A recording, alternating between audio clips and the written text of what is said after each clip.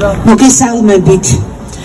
ტრაგედია, რასაც უკრაინელი ხალხი განიცდის რუსეთის აგრესიის შედეგად, შემაძრწუნებელი და ენით აუღწერელია.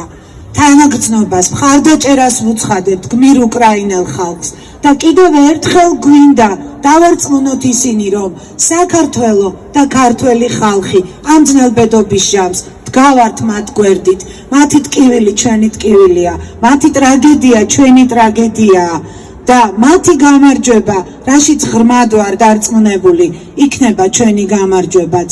მინდა მადლობა გადაუხადო გმირ უკრაინელ მასწავლებლებს თაობების პატრიოტული აღზრდისათვის და იმისათვის, რასაც ისინი თავგანწირვით აკეთებენ საომარი მოქმედებების დროს.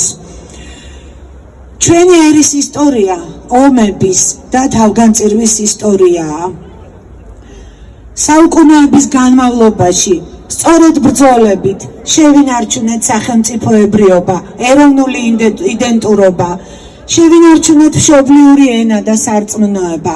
ჩვენი თაობაც მოესწრო და გამოცადა ჩვენმა თაობამ რუსეთის აგრესია არაერთ გზის. ჩვენ ამიტომ კარგად ვიცით ომის და მშვიდობის ფასი. ყველაზე მტკიცია მშვიდობა,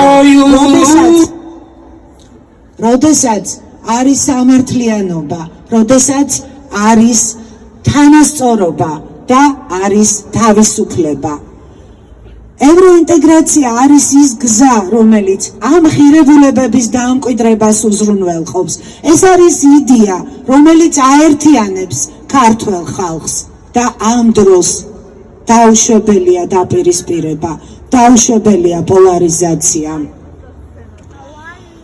ქვეყნის ერის მომავალი განვითარების წითელი ხაზი გადის ევროინტეგრაციაზე, რასაც ჩვენ არ დავთმობთ. ჩვენ ვიბრძოლებთ და ეს არის რთული, ეკლიანი გზა. მთელ ამ პროცესში მასწავლებლებზე ბევრია დამოკიდებული. უნდა ავღზარდოთ მებრძოლი, პატრიოტული მოტივებით გამსჭვალული მომავალი თაობა და მე ღრმად მწამს საქართველოს მასწავლებელთა კორპუსი ამას შეძლებს. გავაგრძელოთ მოთხოვნა ევროინტეგრაციის, გავაგრძელოთ მხარდაჭერა, მოგიწოდებთ ყველას უკრაინის.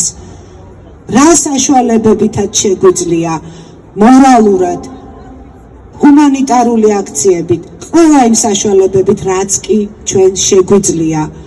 გაუმარჯოს საქართველოს, დიდება უკრაინას, დიდება უკრაინას, მშვიდობა უკრაინას. მადლობა მაიკო.